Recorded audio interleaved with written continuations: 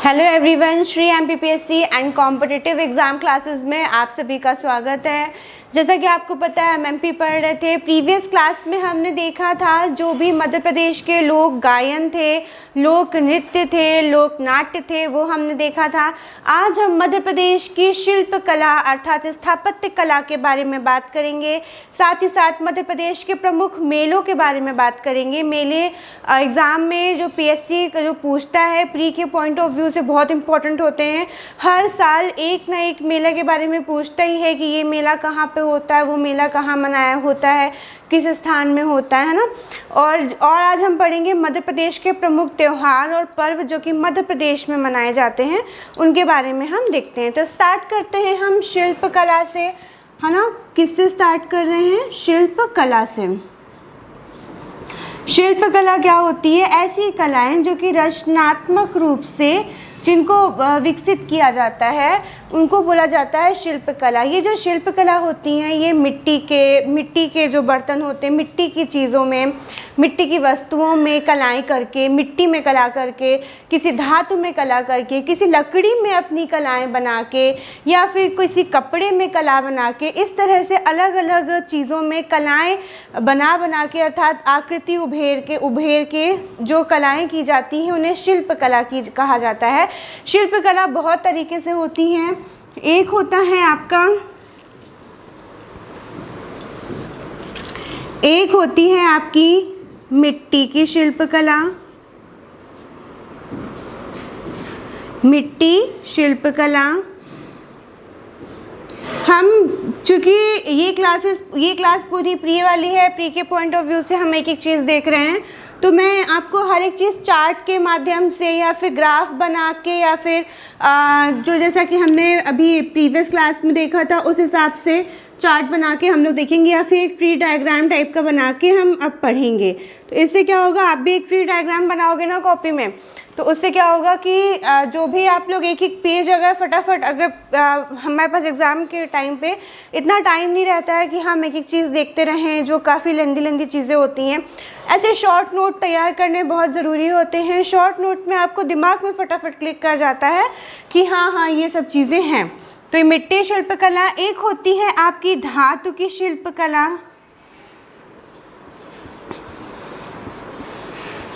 धातु शिल्प कला। एक होती है आपकी लकड़ी की शिल्प कला।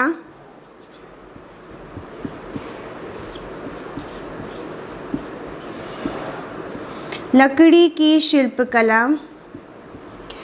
एक होता है आपका जो कपड़ों पे शिल्प कला होती है, वो होती है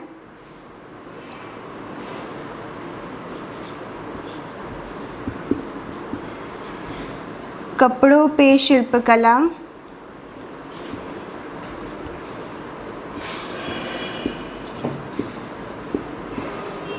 एक आपकी पिथौरा शिल्प कला काफ़ी फेमस है।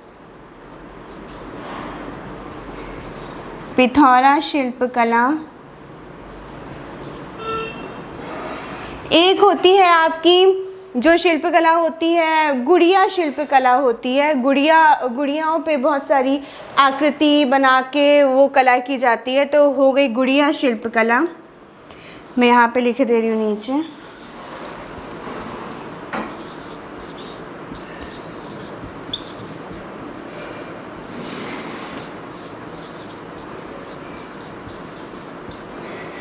ठीक है, अब ये इतनी तरह की शिल्प कलाएं होती हैं। अब इनको एक बार देख लेते हैं कि कहाँ कहाँ पे कौन कौन सी शिल्प कला प्रसिद्ध है, कहाँ कहाँ पे होती है। तो हम बात करते हैं मिट्टी की शिल्प कला की। तो जो मिट्टी की शिल्प कला होती है वो आपकी जो फेमस है कुछ क्षेत्रों में, जैसे कि पहला हो गया रीवा शहडोल क्षेत्र। रीवा शहडोल क्षेत्र। दूसरा हो गया आपका धार झाबुआ क्षेत्र। तीसरा हो गया आपका बैतूल होशंगाबाद क्षेत्र। ठीक है, रीवा शहडोल, धार झाबुआ,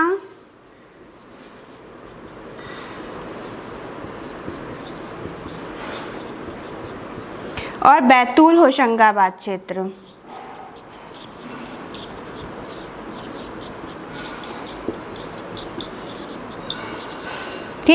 तो रीवा शहडोल ये मिट्टी की शिल्पकला यहाँ पे फेमस है। रीवा शहडोल, धार झाबुआ और बैतूल होशंगाबाद। तो रीवा शहडोल में जो मिट्टी की शिल्पकला होती है तो अधिकतर ये देखा जा गया है कि रीवा शहडोल अंचल में जो मिट्टी की मूर्तियाँ यानी भगवान की मूर्तियाँ बनाई जाती हैं, जैसे कि भगवान शिव की, माता पार्वती की, गणेश जी की, दुर्गा जी की, इन सब की मूर्तियाँ बनाई जाती हैं रीवा अंचल में। शहडोल में मिट्टी से उन पे बना के उनकी आकृति बना के मिट्टी से बना के उनको रंगा जाता है। तो ये हो गई रीवा शहडोल अंचल में मिट्टी शिल्पकला। धार झाबुआ में क्या होता है, धार झाबुआ में जो मिट्टी के जो खिलौने बनते हैं, बेसिकली धार झाबुआ क्षेत्र में मिट्टी के अश्व काफ़ी फेमस है, अर्थात मिट्टी के घोड़े बनाए जाते हैं जो कि बहुत ज़्यादा सब जगह देश विदेश में प्रसिद्ध हैं। झाबुआ के मिट्टी के घोड़े, ये पोले जो धार झाबुआ में जो मिट्टी की कलाएं बनाई जाती हैं, कलाकृतियां बनाई जाती हैं, तो वो काफ़ी मतलब पोले और ठोस दोनों होते हैं। ठोस का मतलब होता है नीचे से पूरा जो उनका बेस होता है समतल होता है, पोले मतलब अंदर से ऐसे खाली होते हैं। तो वो जो पोले और ठोस दोनों प्रकार के बनाए जाते हैं। और झाबुआ में जो घोड़े बनाए जाते हैं वो सफ़ेद और बेसिकली लाल रंग के घोड़े बनाए जाते हैं। लाल रंग के घोड़े जो हैं और सफ़ेद रंग के घोड़े वो झाबुआ के प्रसिद्ध हैं मिट्टी के। और ये जो घोड़े होते हैं आपके, ये देश विदेश में भी प्रचलित हैं। और वहाँ के जो कुम्हार हैं वो काली मिट्टी या फिर भुरभुरी मिट्टी का उपयोग करते हैं। कहाँ के कुम्हार? झाबुआ के कुम्हार, ठीक है। फिर आती है बैतूल होशंगाबाद की शिल्पकला की बात करें तो बैतूल होशंगाबाद में जो शिल्पकला होती है, बैतूल में क्या है आपके जो कोरकू और गोंड जनजाति रहती है। तो बैतूल होशंगाबाद में कोरकू और गोंड जनजाति के द्वारा मिट्टी के हाथी, घोड़े और अलग अलग प्रकार की जो खिलौने होते हैं, कलाकृतियाँ होती हैं, बच्चों के खेलने के जो खिलौने होते हैं वो बनाए जाते हैं। तो ये हो गई आपकी मिट्टी की शिल्पकला जो कि किस क्षेत्र में है? रीवा शहडोल क्षेत्र में है, जहाँ पे भगवान की मूर्तियाँ बनाई जाती हैं मिट्टी से। धार झाबुआ में मिट्टी के खिलौने खास करके अश्व अर्थात घोड़े बनाए जाते हैं। बैतूल होशंगाबाद में बच्चों खेलने के खिलौने बनाए जाते हैं। तो हो सकता है कि पीएससी ऐसा क्वेश्चन पूछे प्री में कि मिट्टी की शिल्पकला किन किन क्षेत्रों में प्रसिद्ध है, अर्थात मिट्टी की शिल्पकला से मिट्टी से किन किन जगह पे कलाकृतियाँ की जाती हैं। तो ये 3 क्षेत्र हैं। फिर बात करते हैं धातु शिल्पकला की। धातु का जो शिल्पकला, धातु शिल्पकला का मतलब होता है कि किसी भी धातु से आप किसी भी आकृति को बनाना, वो हो गया धातु शिल्पकला। तो धातु शिल्पकला जो प्रसिद्ध है वो है सबसे ज़्यादा टीकमगढ़ में। कहाँ पे? टीकमगढ़ में। टीकमगढ़ में क्या किया जाता है? टीकमगढ़ में जो धातु होती है उसको पिघला के, धातु को पिघलाया जाता है, साथ ही साथ उसको एक जो आकृति होती है, कोई सांचा होता है, उस सांचे में डाला जाता है और उससे आकृति अर्थात मूर्तियाँ, कोई भी आकृति तैयार की जाती है। इसको जो अभी मैंने बताया, धातु को पिघला के उसको सांचे में डाल के उससे आकृति तैयार करना, इसको बोला जाता है टीकमगढ़ में भरेवा कला इसको बोला जाता है। तो ये जो कला होती है धातु से आकृति बनाने की, ये प्रसिद्ध है टीकमगढ़ में, ठीक। तो हो सकता है पीएससी में क्वेश्चन पूछे कि धातु शिल्पकला कहाँ प्रसिद्ध है, तो टीकमगढ़ में, अर्थात धातु से कहाँ कलाकृतियाँ बनती हैं, तो टीकमगढ़ में बनती हैं। फिर बात करते हैं लकड़ी के शिल्पकला की, कि लकड़ी की शिल्पकला कहाँ प्रसिद्ध है। तो जो लकड़ी की शिल्पकला है आपकी वो है मंडला, बैतूल होशंगाबाद। कहाँ प्रसिद्ध है? मंडला में प्रसिद्ध है, बैतूल होशंगाबाद में प्रसिद्ध है और धार झाबुआ में प्रसिद्ध है। मंडला,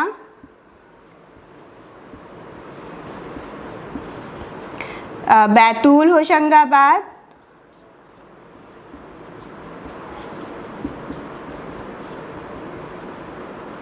और धार झाबुआ।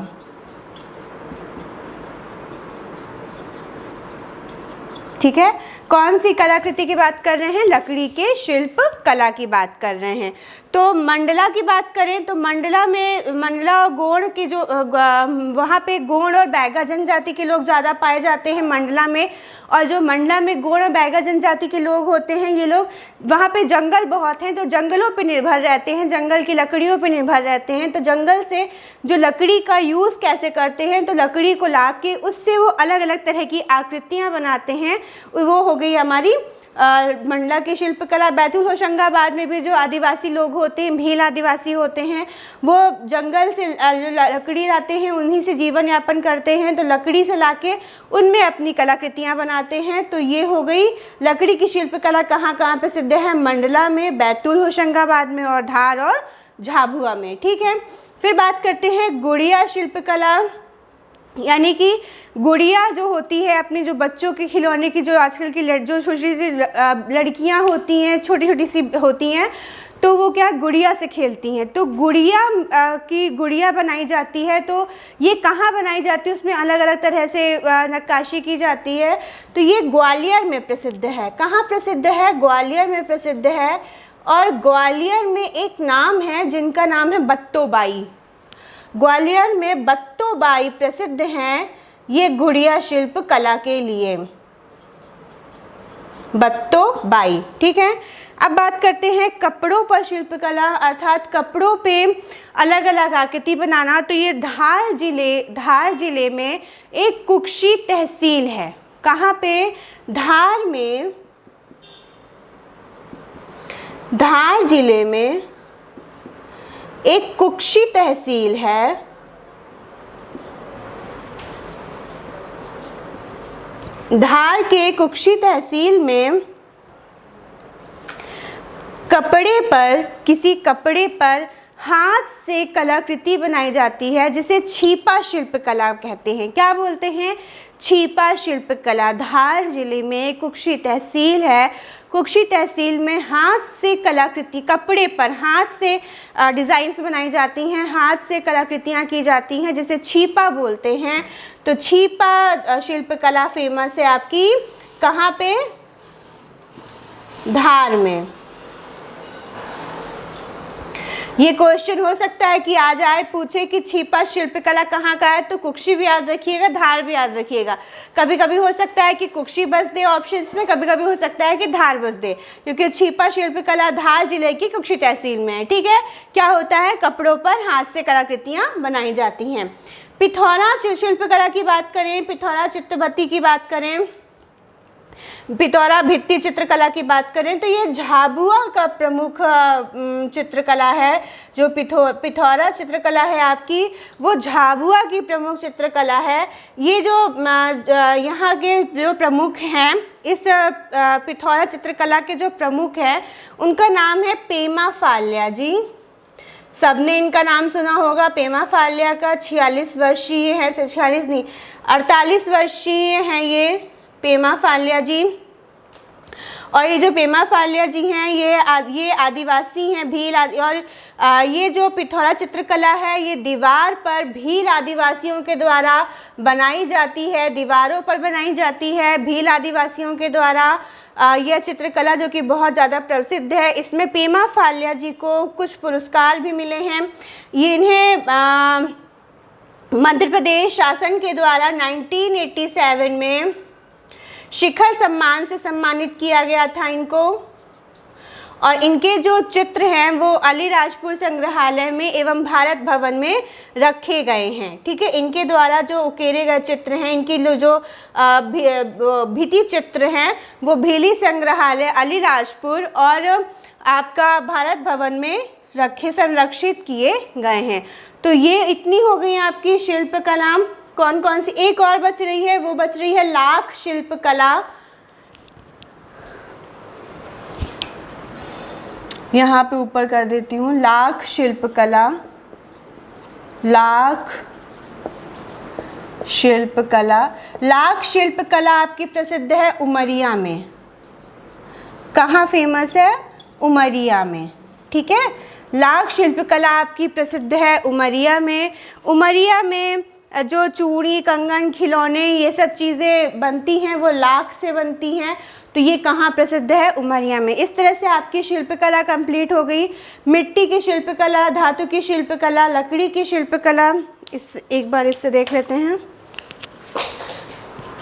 मिट्टी की शिल्पकला, धातु की शिल्पकला, लकड़ी की शिल्पकला और कपड़ों पर शिल्पकला, पिथौरा शिल्पकला, गुड़िया शिल्पकला, लाख शिल्पकला। ठीक है, तो मिट्टी की रीवा शहडोल, धार झाबुआ, बैतूल होशंगाबाद, धातु की टीकमगढ़ में, लकड़ी की मंडला, बैतूल होशंगाबाद, धार झाबुआ, गुड़िया शिल्पकला ग्वालियर में, कपड़ों पे धार जिले की गंगोत्री तहसील में एक छिपा शिल्पकला होती है जो कि कपड़े पे हाथों से आकृति करके की जाती है। पिथौरा शिल्पकला झाबुआ में, पेमा फालिया जी फेमस हैं, और लाख शिल्पकला आपकी उमरिया में। ठीक है, अब नेक्स्ट बात करते हैं मध्य प्रदेश में मेलों की बात करते हैं। मध्य प्रदेश के प्रमुख मेले कौन कौन से हैं? नेक्स्ट हम बात करते हैं मध्य प्रदेश में मेले की। मध्य प्रदेश में कौन कौन से मेले होते हैं, कितने तरह के मेले मध्य प्रदेश में मनाए जाते हैं, प्रमुख मेले कहाँ कहाँ किस किस स्थान में होते हैं वो हम देखते हैं। तो मेला क्या होता है? मेला होता है, मेला हमारी मेला हमारे जो जीवन का बहुत महत्वपूर्ण पहलू है, बहुत महत्वपूर्ण हिस्सा है। यह ना केवल हमारी आर्थिक गतिविधियों से संबंधित हैं बल्कि हमारे धार्मिक, सामाजिक, सांस्कृतिक गतिविधियों से भी संबंधित होते हैं। तो मेला क्या होता है? जब एक निश्चित समय पर, एक निश्चित स्थान पर कई वस्तुओं का संकेंद्रण किया जाता है, अर्थात संकलन किया जाता है, जहाँ पे मनुष्य की दैनिक उपयोग की वस्तुएं होती हैं उनका खरीद फरोख्त किया जाता है, अर्थात जो डेली उपयोग, जो दैनिक उपयोग की वस्तुएं होती हैं उनको खरीदा बेचा जाता है। तो वहाँ उस जगह को हम क्या बोलते हैं? मेला कहते हैं। ठीक है, तो प्रमुख मेलों की बात करें तो सबसे पहले हम बात करते हैं कुंभ का मेला। कुंभ का मेला सबको पता है। कुंभ का मेला कहाँ होता है? कहाँ होता है? उज्जैन में होता है।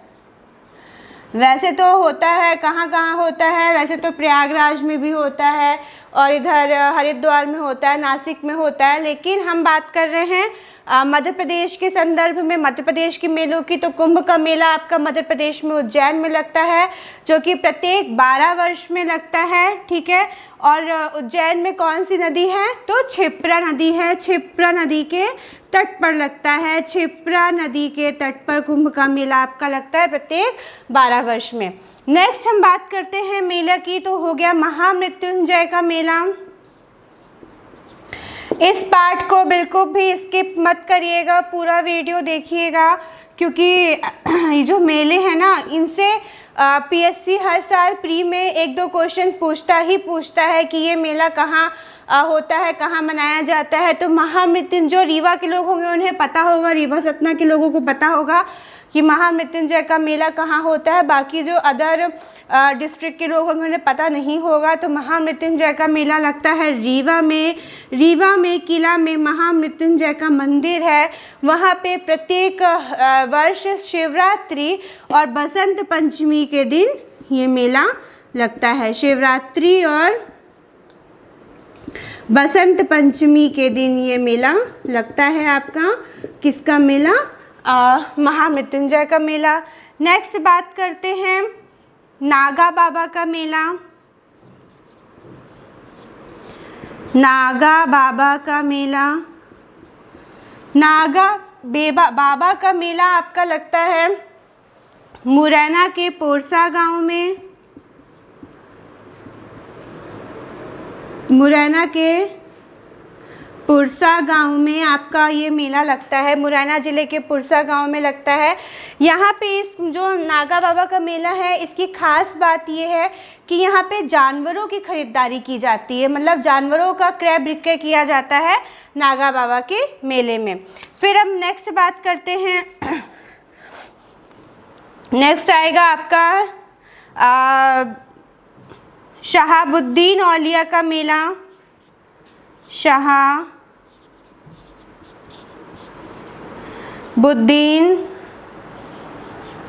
औलिया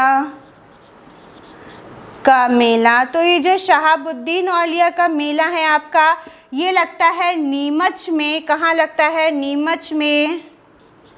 शहाबुद्दीन औलिया की दरगाह पे, अर्थात उनकी जो दरगाह है उन पे यह मेला लगता है। ठीक है, फिर हम नेक्स्ट बात करते हैं। जो नेक्स्ट मेला है वो है आपका जो नेक्स्ट है आपका वो है तेजा जी का मेला। तेजा जी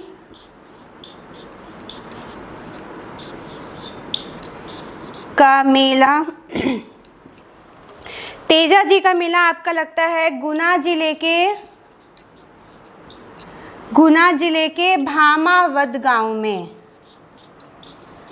भामावद गांव में ये क्वेश्चन पूछा जा सकता है। तेजा जी का मेला कहाँ लगता है? तो गुना जिले में लगता है। गुना के भामावत गांव में शहाबुद्दीन औलिया उर्स अर्थात शहाबुद्दीन औलिया का मेला लगता है आपका नीमच में। नागा बाबा मुरैना के पुरसा गांव में इस मेले की खास बात है, यहाँ पे जानवरों का क्रय विक्रय किया जाता है। महामृत्युंजय मेला लगता है रीवा में। शिवरात्रि और बसंत पंचमी के दिन कुंभ का मेला लगता है आपका उज्जैन में। इसको नोट डाउन करिए, इसको फिर रिमूव करके आगे बढ़ते हैं, नेक्स्ट मेलों की बात करते हैं। नेक्स्ट मेले की बात करते हैं। 6 नंबर का मेला है जो कि है आपका गरीबनाथ का मेला।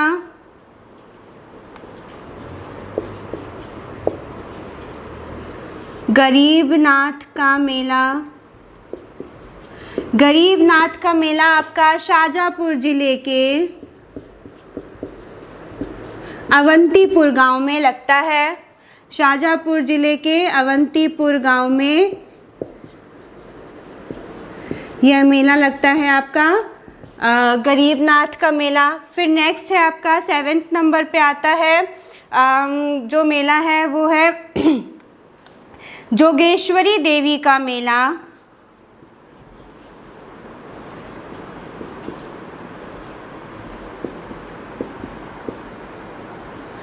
जोगेश्वरी देवी का मेला आपका लगता है चंदेरी जिले में लगता है आपका चंदेरी नामक स्थान पर लगता है। गुना जिले के चंदेरी नामक स्थान में लगता है।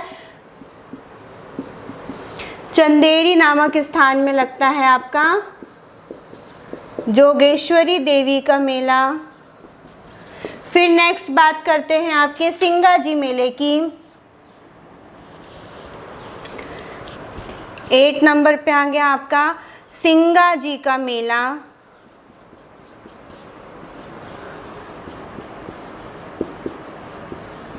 सिंगा जी का मेला लगता है आपका जो अगस्त से सितंबर के बीच में लगता है। अगस्त सितंबर माह में, अगस्त से सितंबर माह में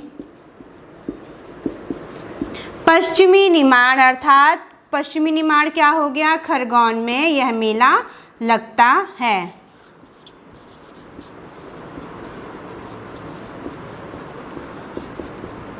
पश्चिमी निमाड़ खरगोन में कौन सा मेला लगता है आपका? सिंगा जी का मेला। ठीक है, और वहाँ के पिटलिया गांव में लगता है।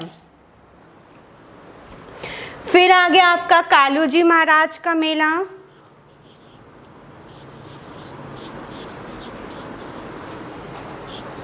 कालू जी महाराज का मेला।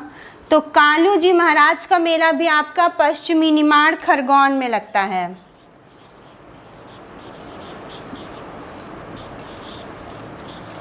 दो 220 वर्षों से यह मेला लग रहा है आपका कालू जी महाराज का मेला। पश्चिमी निमाड़ खरगोन में लगता है आपका कालू जी महाराज का मेला। ठीक है, देख लिया। गरीबनाथ का मेला शाहजहाँपुर जिले के अवंतीपुर गांव में। जोगेश्वरी देवी का मेला गुना जिले के चंदेरी नामक स्थान पर। सिंगा जी का मेला लगता है अगस्त सितंबर माह में पश्चिमी निमाड़ अर्थात खरगोन में। और कालू जी महाराज का मेला भी आपका पश्चिमी निमाड़ खरगोन में लगता है। ठीक है, ये भी नोट डाउन करिए, फिर आगे बढ़ते हैं। तो बस आपको सिर्फ प्री के पॉइंट ऑफ व्यू से पढ़ना है, बस ऐसे देखते जाना है कि ये क्वेश्चन प्री में मेले के बारे में हर बार एक क्वेश्चन आता ही आता है कि सिंगा जी का मेला कहाँ लगता है? तो खरगोन में। जोगेश्वरी देवी का मेला लगता है गुना में। जो गरीबनाथ का मेला लगता है आपका शाहजहाँपुर में। शाहजहाँपुर और अवंतीपुर गांव दोनों दे सकता है, या फिर दोनों में से कोई भी एक दे सकता है। तो ये भी आपको याद रखना है कि कौन से ज़िले में किस स्थान पर लगता है। इसको नोट डाउन करिए, फिर आगे बढ़ते हैं। अभी बहुत सारे मेले बचे हैं हमारे। नेक्स्ट बात करते हैं, नेक्स्ट मेले की बात करते हैं तो आता है आपका मंधाता का मेला। मंधाता मेला आपका लगता है पूर्वी निमाड़, अर्थात क्या हो गया, खंडवा। पश्चिमी निमाड़ होता है आपका खरगोन और पूर्वी निमाड़ होता है आपका खंडवा। तो मंधाता का मेला लगता है आपका पूर्वी निमाड़ अर्थात खरगोन में, ठीक है। फिर आ गया आपका शिवरात्रि का मेला।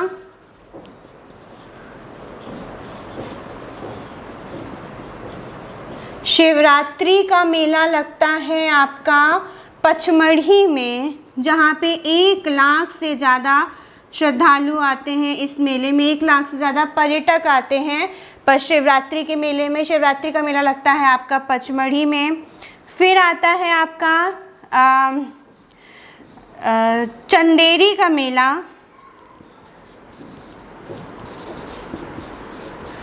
तो जो चंदेरी का मेला होता है आपका वो चंदेरी तो जगह, ये चंडी देवी का मेला।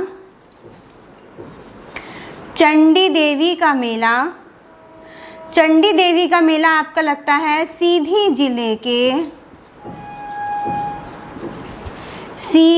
जिले के धोधरा नामक गांव में।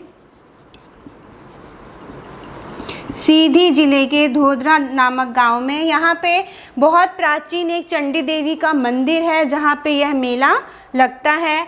फिर आ गया आपका रामलीला का मेला, यानी रामलीला मेला।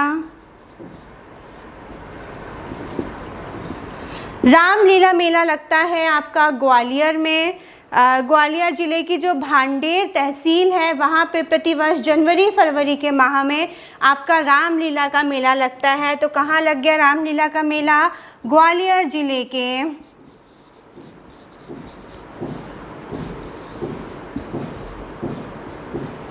भांडेर तहसील में।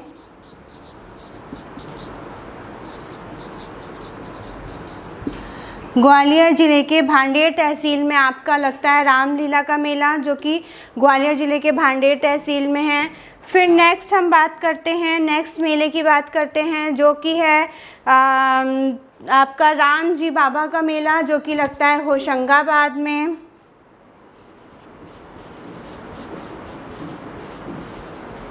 राम जी बाबा का मेला लगता है होशंगाबाद में। मैंने आपको ऐसे पॉइंट करके बताया है। अगर आप चाहें तो अपनी अगर एक पेज में इसको पूरा लिखना चाहें तो बस एक एक करके साइड में लिखते जाइए कि राम जी बाबा का मेला होशंगाबाद, रामलीला ग्वालियर, चंडी देवी सीधी, शिवरात्रि मेला पचमढ़ी, मंधाता मेला खंडवा, सॉरी ये खरगोन लिखा मैंने, ये यहाँ पे खंडवा आएगा, पूर्वी निमाड़ खंडवा, ठीक है। तो ये करते जाइए। या फिर क्या कर सकते हैं, एक पेज में बड़ा सा बनाइए एमपी का मैप, बढ़िया से बड़ा सा एक पेज में सिर्फ एमपी का मैप, और उस मैप में क्या करिए कि जैसे ये मैप बनाया आपने, फिर उस मैप में क्या करिए कि ऐसे ऐसे जो जगह जहाँ पे मेले लगते हैं उस जगह को पॉइंट करते जाइए और सीधे सीधे बताते जाइए कि यहाँ पे जैसे सीधी जिला सीधी कहाँ पे आता है, तो ये आपका सीधी जहाँ पे आपका आता है मैप में वहाँ पे पॉइंट करके सीधी को, और फिर वहाँ पे बताइए चंडी देवी का मेला। ग्वालियर कहाँ पे आता है उस जगह को पॉइंट करके यहाँ पे बताइए कौन सा मेला, रामलीला का मेला। इस तरह से करेंगे तो आपको ज़िले भी याद होंगे कि कौन से ज़िले मैप में कहाँ पे हैं, और साथ ही साथ मेले भी याद होंगे। अगर आपने मेरे मध्य प्रदेश के ज़िले मैंने 1 घंटे में पूरा कंप्लीट याद कराया है निमोनिक टेक्निक से, तो अगर आपने वो क्लासेस, वो फर्स्ट क्लास थी मेरी, अगर वो आपने नहीं देखी है तो डिस्क्रिप्शन बॉक्स में उसका लिंक है, आप उसे जाके चेक करिएगा।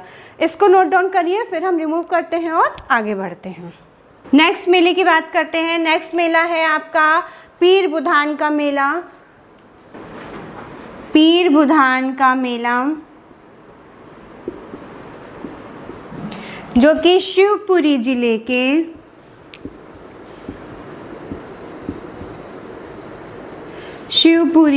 के सावरा गांव में लगता है आपका। कौन से गांव में? सावरा गांव में लगता है आपका पीर बुधान का मेला। यह हर साल भादव के महीने में प्रतिवर्ष भाद्रपद माह में यह मेला आयोजित होता है आपका पीर बुधान का मेला। ठीक है, फिर बात करते हैं धमोनी उर्स 16 नंबर।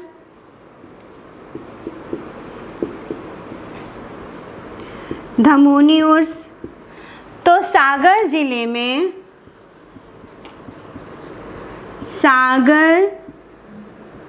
सागर जिले के धमोनी नामक स्थान पर यह मेला लगता है। कौन सा? धमोनी उर्स का मेला सागर जिले के धमोनी नामक स्थान पर लगता है आपका धमोनी उर्स का मेला। फिर बात करते हैं कान्हा बाबा का मेला। ये क्वेश्चन पीएससी प्री पूछ चुका है कि कान्हा बाबा का मेला कहाँ लगता है। तो कान्हा बाबा का मेला आपका लगता है होशंगाबाद जिले के सोडलपुर गांव में। आपको जिला और गांव दोनों अर्थात स्थान दोनों याद रखना है। कभी कभी पीएससी सिर्फ जिला पूछेगा कि कान्हा बाबा का मेला कहाँ कौन से जिले में लगता है, तो होशंगाबाद जिले में। कभी कभी हो सकता है होशंगाबाद ना पूछ के ऑप्शन में सोडलपुर दे दे, तो आप बोलो मैम ने तो बताया ही नहीं था। तो कान्हा बाबा का मेला कहाँ लगता है? होशंगाबाद जिले के सोडलपुर गांव में लगता है आपका कौन सा मेला? ये लगता है आपका कान्हा बाबा का मेला।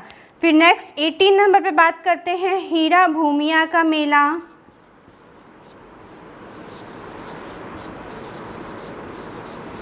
हीरा भूमिया का मेला।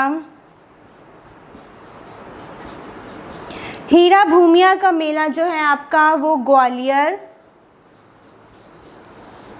गुना एवं इन दोनों के आसपास इलाकों में लगता है आपका हीरा भूमिया का मेला। ठीक है, कहाँ लगता है? ग्वालियर गुना के आसपास क्षेत्रों में लगता है आपका हीरा भूमिया का मेला। पीर बुधान हो गया शिवपुरी के सावरा गांव में। धमोनी उर्स हो गया सागर जिले के धमोनी गांव में। कान्हा बाबा का मेला हो गया होशंगाबाद के सोडलपुर में। और हीरा भूमिया का मेला हो गया ग्वालियर गुना में। इस तरह से मेले ये वाले हो गए। अभी कुछ छोटे मोटे बच्चे हैं, इनको नोट डाउन करिए, इसको रिमूव करके फिर आगे बढ़ते हैं। ये और कुछ मेले हैं जो कि ये आपके लिखे हुए हैं, जैसे कि कार्तिक का मेला लगता है आपका उज्जैन में। त्रिवेणी का मेला लगता है आपका रतलाम में। ये क्वेश्चन पीएससी पूछ चुका है कि त्रिवेणी का मेला कहाँ लगता है, तो रतलाम में। बलदाऊ जी का मेला लगता है आपका पन्ना में। शहीद मेला लगता है आपका सनावत खरगोन में। धर्मराजेश्वर मेला है मंदसौर में। कालका मंदिर मेला है धार में। सन कुआं मेला है आपका दतिया में। चामुंडा माता का मेला है आपका देवास में। और नवग्रह मेला है आपका खरगोन में। ये शहीद मेला पूछा जा चुका है पीएससी के द्वारा, सनावत खरगोन। नवग्रह मेला पूछा जा चुका है पीएससी के द्वारा, खरगोन। एक और मेला बच रहा है 28 नंबर का गधों का मेला। ये भी पीएससी के द्वारा क्वेश्चन पूछा गया, आई थिंक 18 या 17 में पूछा गया है। गधों का मेला तो भारत का एकमात्र गधों का मेला, और कहीं भारत में गधों का मेला नहीं लगता है। तो भारत का एकमात्र गधों का मेला आपका सतना जिले के चित्रकूट में लगता है। कहाँ लगता है? चित्रकूट में लगता है। यहाँ पे बहुत सारे गधे आते हैं और उनका विक्रय किया जाता है, क्रय विक्रय किया जाता है चित्रकूट में। तो ये हो गए आपके कुल मेले। 28 प्रकार के मेले हो गए आपके, जो कि 28 अलग अलग जगहों में लगते हैं। आप इनको नोट डाउन करिए, एक सीरीज़ जैसे नोट डाउन कर लीजिए, या फिर मैप बना के उसमें पॉइंट कर करके वहाँ पे मेले लिखते जाइए। पूरा प्री के हिसाब से है। कार्तिक उज्जैन, त्रिवेणी रतलाम, बलदाऊ पन्ना, शहीद सनावत खरगोन, धर्मराजेश्वर मंदसौर, कालका धार, सन कुआं दतिया, चामुंडा देवास, नौगरा खरगोन और गधों का मेला चित्रकूट में। नेक्स्ट बढ़ते हैं, मध्य प्रदेश में कौन कौन से पर्व त्यौहार मनाए जाते हैं उनकी बात करते हैं। इसको फटाफट से आप करिए, नोट डाउन करिए, फिर रिमूव किया जाए इसे। अभी हमने देखा मध्य प्रदेश में मेले, इसके पहले हमने देखा मध्य प्रदेश में शिल्पकला। अब हम देखेंगे मध्य प्रदेश के प्रमुख पर्व और त्यौहार, जिसमें पहले नंबर पे आता है आपका भगोरिया। कौन सा त्यौहार? भगोरिया। कुछ याद आ रहा है? जनजातियां पढ़ी थी तो, हाँ। भगोरिया पर्व किसके द्वारा मनाया जाता है? भीलों के द्वारा मनाया जाता है। तो भगोरिया पर्व भीलों का प्रमुख त्यौहार है या भीलों का प्रमुख पर्व है, जो कि होली के अवसर पर मनाया जाता है। भीलों के द्वारा होली के अवसर पर मनाया जाने वाला पर्व है आपका भगोरिया पर्व। अवसर पर इसमें जो भगोरिया पर्व होता है ना, इसमें 3 दिन बाजार लगता है, या भीलों की भाषा में बोलें तो 3 दिन हाट लगता है। 3 दिन हाट लगता है। पहला जो हाट लगता है पहले दिन, उसको बोलते हैं आपका जो पहला भगोरिया हाट, भगोरिया हाट। दूसरे दिन जो लगता है उसको बोलते हैं गुलालिया हाट। यहाँ लिख देती हूँ, भगोरिया हाट, गुलालिया हाट। तीसरे दिन जो आपका लगता है उसको बोलते हैं उजाड़िया हाट। तो पहले दिन क्या होता है भगोरिया हाट में? जो भीली युवक युवतियाँ होती हैं वो आते हैं, और भी जो दंपत्ति होते हैं वो भी आते हैं, यहाँ पे खरीदारी करते हैं, मेले का आनंद उठाते हैं। गुलालिया हाट दूसरे दिन होता है। इस दिन क्या होता है, जो युवक युवती होते हैं, जो अविवाहित युवक युवतियाँ होते हैं, वो आके एक दूसरे पर गाल में गुलाल लगाते हैं। तो उससे वो अपना गाल में गुलाल लगा के एक दूसरे को जीवन साथी चुनते हैं। अर्थात लड़का अगर लड़की के गाल में गुलाल लगाता है और प्रति उत्तर में यदि लड़की भी लड़के के गाल में गुलाल लगा देती है, तो वो दोनों एक दूसरे को जीवन साथी चुन लेते हैं और बाद में उनका विवाह हो जाता है। गुलालिया हाट में जो इस तरह के जो जीवन साथी चुनने का जो विवाह होता है, इसको मान्यता दी गई है। उजाड़िया हाट में कुछ नहीं होता है। तीसरे दिन जो बाजार होता है वो उजड़ जाता है, अर्थात पूरा उठ जाता है। तो ये हो गया आपका 3 हाट हो गए। भगोरिया पर्व हो गया, भीलों के द्वारा होली के अवसर पर मनाया जाने वाला भगोरिया हाट, गुलालिया हाट और उजाड़िया हाट। नेक्स्ट हम बात करते हैं, भगोरिया पर्व हो गया ये। फिर दूसरा नंबर पे बात करते हैं, दूसरे पर्व की बात करते हैं। तो दूसरा पर्व हो गया आपका मेघनाथ पूजा, मेघनाथ पर्व। ये क्वेश्चन पीएससी प्री में पूछ चुका है कि मेघनाथ पर्व कब मनाया जाता है।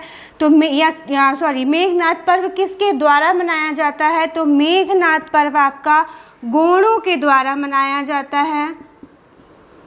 ठीक है, मेघनाथ पर्व आपका गोंडों के द्वारा मनाया जाता है। जो गोंड जनजाति होती है वो मेघनाथ को अपना देवता मानती हैं, अपना सब कुछ मानती है, अपना सर्वोच्च देवता मानती है मेघनाथ को, उनकी पूजा करती हैं मेघनाथ की। तो मेघनाथ पर्व गोंडों के द्वारा मनाया जाता है। इसमें ये लोग क्या करते हैं, एक तख्ता लेते हैं, उसको चारों तरफ ऐसे रखते हैं और इसके चारों तरफ ऐसे खंबा गाड़ते हैं यहाँ पे, और बीच में इसके एक खंबा लगाते हैं और उस खंबे पे अपना कर्तव्य का प्रदर्शन करते हैं, उस खंबे पे अपने कर्तव्य दिखाते हैं। तो ये हो गया इनका मेघनाथ पर्व। फिर थर्ड नंबर पे आता है लारू काज पर्व। लारू काज पर्व, लारू काज पर्व भी आपका गोंडों के द्वारा मनाया जाने वाला पर्व है। गोंड जनजाति के द्वारा मनाया जाता है आपका लारू काज पर्व। ठीक है, इसमें क्या होता है लारू काज में, इसमें यह जो पर्व होता है वो सुअर के विवाह का प्रतीक होता है। ऐसा बोला जाता है कि जो गोंड लोग होते हैं वो सुअर का विवाह करते हैं अपने घर में समृद्धि, खुशहाली लाने, संपन्नता आदि प्राप्त करने के लिए। यह पर्व गोंड जनजाति के द्वारा मनाया जाता है। ठीक है, मेघनाथ पर्व गोंडों के द्वारा, लारू काज पर्व गोंडों के द्वारा। ये दोनों क्वेश्चन पीएससी के प्री में आ चुके हैं। भगोरिया पर्व भी पीएससी के प्री में पूछ पूछा जा चुका है, भीलों के द्वारा मनाया जाता है। फिर नेक्स्ट हम बात करते हैं आपका रसनवा पर्व। 4th नंबर पे आएगा रसनवा पर्व। जो रसनवा पर्व है वो मनाया जाता है बैगा जनजाति के द्वारा। किस जनजाति के द्वारा मनाया जाता है? बैगा जनजाति के द्वारा मनाया जाता है। ऐसा कहा जाता है कि जो रसनवा पर्व है वो बैगा जनजाति के जो आदि पुरुष थे नंगा बाबा, उनकी याद में यह पर्व मनाया जाता है आपका रसनवा। तो आपको इतनी कहानी याद नहीं करनी है, वो तो बस एक मैं कहानी बता देती हूँ कि उससे जब भी एग्ज़ाम में याद ना आ रहा हो तो एक ही कहानी कि उससे याद आ जाएगा। तो बस ये याद रखिए, मेघनाथ पर्व गोंड मनाती है, लारूकाच गोंड मनाती है, रसनवा जो है इम्पॉर्टेंट है, ये भी पीएससी में पूछा जा चुका है, तो यह बैगा जनजाति मनाती है। इतना नोट करिए, फिर आगे और पर्व के बारे में बढ़ते हैं। कितने हुए थे? 4th ना। नेक्स्ट नंबर के पर्व की बात करते हैं। तो नेक्स्ट नंबर पे जो पर्व है आपका भाई दूज। सबको पता है पूरे मध्य प्रदेश में भाई दूज का पर्व मनाया जाता है, जो कि वर्ष में 2 बार मनाया जाता है। एक होली के दूसरे दिन,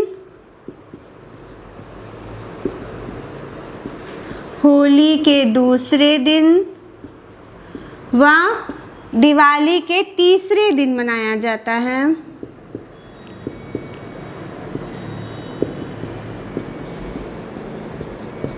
होली के दूसरे दिन व दिवाली के तीसरे दिन आपका भाई दूज पर्व पूरे मध्य प्रदेश में मनाया जाता है।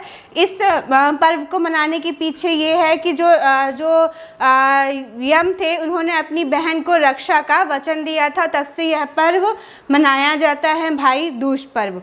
फिर हम नेक्स्ट नंबर पे बात करते हैं आपका पर्व की, जो है आपका गणगौर पर्व। गणगौर पर्व, गणगौर पर्व आपका मनाया जाता है मालवा अंचल और निमाड़ अंचल दोनों में। तो मालवा और निमाड़ दोनों में यह पर्व मनाया जाता है, दोनों जगह पे यह पर्व मनाया जाता है। तो मालवा और निमाड़ में दोनों में जगह जो मनाया जाता है इसको गणगौर ही बोला जाता है। इस दिन जो नवविवाहित स्त्रियां होती हैं, जो शादीशुदा स्त्रियां होती हैं, युवतियां होती हैं, वो क्या करती हैं? भगवान शिव और माता पार्वती की पूजा करती हैं और उस दिन नृत्य करती हैं, गान करती हैं, भजन करती हैं और दूसरे दिन उनकी प्रतिमा को पानी में विसर्जित कर देती हैं। इस तरह से वो गणगौर का पर्व मनाती हैं। 7 नंबर पे बात करते हैं संजा और मामूलिया पर्व। संजा व मामूलिया पर्व। तो संजा पर्व जो है बस दोनों पर्व ही सेम है, बस नाम अलग अलग है। तो मालवा में जो पर्व मनाया जाता है उसे संजा बोला जाता है और यही सेम पर्व बुंदेलखंड में मनाया जाता है, तो इसको मामूलिया बोला जाता है। ठीक है, तो बुंदेलखंड में जो पर्व होता है वो होता है मामूलिया और मालवा में जो पर्व होता है वो होता है संजा। तो मालवा क्या होता है इसमें जो जिनकी शादी नहीं हुई होती है, जो कुंवारी युवतियाँ होती हैं, वो क्या करती हैं? जो पितर पक्ष चलते हैं तो उस समय वो क्या करती हैं? अपने घर के बाहर दीवार में गोबर से प्रतिमाएं बनाती हैं, गुड्डा गुड़िया की प्रतिमाएं बनाती हैं और फिर 16वें दिन जब अमावस होती है तो अपनी सखियों के साथ मिलके उस प्रतिमा का विसर्जन गाना गाते हुए, लोगों से चंदा पैसे इकट्ठा करते हुए, लेते हुए और उसका नदी में विसर्जन कर देती हैं। तो ये हो गया आपका संजा और मामूलिया पर्व। यही सेम पर्व बुंदेलखंड में मनाया जाता है जिसे मामूलिया बोला जाता है और यही सेम पर्व मालवा में मनाया जाता है जिसे संजा बोला जाता है। इसको आप नोट डाउन करिए, फिर इसको रिमूव करके आगे पर्व के बारे में बढ़ते हैं। नेक्स्ट बात करते हैं 8 नंबर के पर्व की, जो कि है जैसे अभी हमने पढ़ा ना संजा और मामूलिया, पर्व सेम ही होता है, बस नाम इन दोनों का अलग अलग जगह अलग अलग हो गया। मालवा में संजा हो गया और बुंदेलखंड में मामूलिया हो गया। वैसे ही होता है एक घड़ल्ला और एक सुवारा त्यौहार, यानी पर्व, घड़ल्ला और सुवारा। तो जो घड़ल्ला पर्व होता है ना आपका, वो मनाया जाता है मालवा में, और जो सुवारा पर्व होता है वो मनाया जाता है बुंदेलखंड में। इसमें क्या होता है, घड़ल्ला पर्व अविवाहित युवतियों के द्वारा मनाया जाता है मालवा में, सुवारा में भी, सुवारा पर्व भी बुंदेलखंड में अविवाहित युवतियों के द्वारा मनाया जाता है। इसमें मालवा में क्या करती हैं लड़कियां, क्या करती हैं, एक लेती हैं मिट्टी का घड़ा, उसमें करती हैं बीच में छेद, उसमें वहाँ बीच में रखती हैं दीपक, और दीपक अपनी सहेलियों को इकट्ठा करते हुए पूरे नगर, मतलब जो उनका जो स्थान, जो जहाँ पे भी वो लोग रहते हैं, जैसे गाँव में या फिर कहीं पे भी, तो सब जगह जाती हैं नाचते गाते हुए, और सबसे अनाज और पैसे मांगती हैं, और एक तरह का खेल टाइप का खेलती हैं, है ना। और सुवारा में क्या करती हैं, सुवारा में जो लड़कियां रहती हैं, वो अविवाहित जो लड़कियां रहती हैं, युवतियां रहती हैं, वो घर के बाहर चबूतरे में क्या करती हैं कि एक राक्षस की प्रतिमा बनाती हैं, बैठाती हैं, उसके ऊपर शंकर पार्वती की प्रतिमा रखती हैं, फिर उसकी पूजा करती हैं, फिर वो लोग नाच गाना करती हैं, और जो मोहल्ले के लोग होते हैं आके उनको पैसे देते हैं। तो ये हो गया आपका सुवारा पर्व, ये हो गया घड़ल्ला पर्व। घड़ल्ला मालवा में होता है, सुवारा बुंदेलखंड में होता है। फिर इस तरह से 9th नंबर के पर्व की बात करें तो एक और पर्व आता है आपका, उसको बोलते हैं हम जो दिवाली, गोवर्धन पूजा। गोवर्धन पूजा आपकी ये दिवाली के दूसरे दिन मनाया जाता है यह पर्व। इसमें क्या किया जाता है, जो गोबर के बनाए जाते हैं पर्वत, और साथ ही साथ बैल गाय बैल आकृति बनाई जाती है, मिट्टी के बनाए जाते हैं, मिट्टी या गोबर किसी के भी बनाए जाते हैं, स्त्रियों के द्वारा बनाए जाते हैं। फिर उसके बाद उस पर्वत की पूजा की जाती है, और वहाँ पे वो कृष्ण भगवान को समर्पित यह पर्व होता है। तो ये दिवाली के दूसरे दिन मनाया जाता है, और गोंड और भूमिया जनजाति के लोग यह पर्व नहीं मनाते हैं। कौन कौन से लोग नहीं मनाते हैं, तो गोंड और भूमिया जनजाति के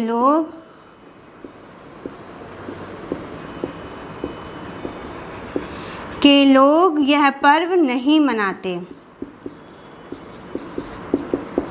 नहीं, याद रखना, नहीं मनाते हैं, ठीक है। फिर होता है, एक होता है नवरात्र पर्व, नवरात्र पर्व, नवरात्र त्यौहार। यह जो त्यौहार होता है ये दिवाली के बाद मनाया जाता है। बेसिकली जो नवरात्र पर्व होता है या नवरात्र जो त्यौहार होता है वो दिवाली के बाद जो हमारी फसल पकती है उस फसल के, उसमें गन्ना और ज्वार की फसल को लेके उत्साह को लेके मनाया जाता है। बुंदेलखंड में यह त्यौहार दिवाली के 11वें दिन मनाया जाता है। इस दिन गन्ना और ज्वार की पूजा होती है।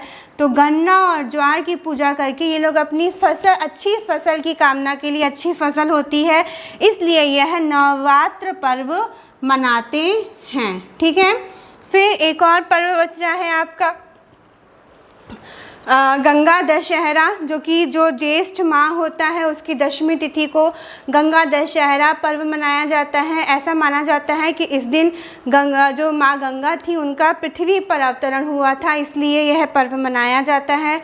और होली, दिवाली, दशहरा तो पूरे भारतवर्ष में अर्थात पूरे मध्य प्रदेश में पर्व मनाए जाते हैं। इस तरह से आपके जो पर्व थे मध्य प्रदेश के प्रमुख पर्व त्यौहार वो कंप्लीट होते हैं। आज की क्लास में हमने देखा मध्य प्रदेश की शिल्पकला, मध्य प्रदेश के प्रमुख पर्व और त्यौहार और मध्य प्रदेश में प्रमुख मेले, जो कि प्री के पॉइंट ऑफ व्यू से बहुत ज़्यादा इम्पॉर्टेंट है। हर एक टॉपिक से एक एक क्वेश्चन तो आता ही है, ठीक है। तो इस तरह से हम नेक्स्ट क्लास में हम नेक्स्ट टॉपिक कवर करेंगे। तब तक के लिए आप चैनल को लाइक करिए, शेयर करिए, सब्सक्राइब करिए और सपोर्ट ज़रूर करिए। Thank you so much.